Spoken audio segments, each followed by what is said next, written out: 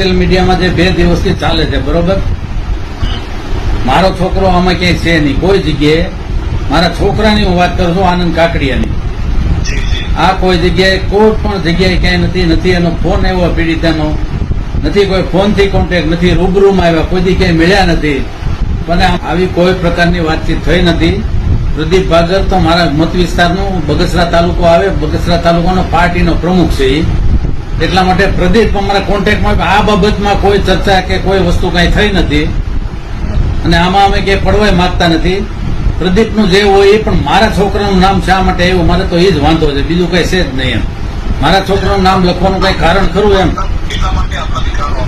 તમે સાંભળી લો, મારો દીકરો એમાં ક્યાંય છે જ નહીં, એના ફોનમાં કોન્ટેક્ટમાં નથી, કોઈ જગ્યાએ જો ક્યાંય ન હોય તો એનું નામ લખવાનું કારણ શું? એમ આ એક રાજકીય ચાલ છે. તમે સાંભળી લો, હું એક રાજકીય રીતે આગળ પડતો માણસ છું, મને બદનામ કરવા સિવાય બીજું કઈ છે ને. આ એક કાવતરું છે.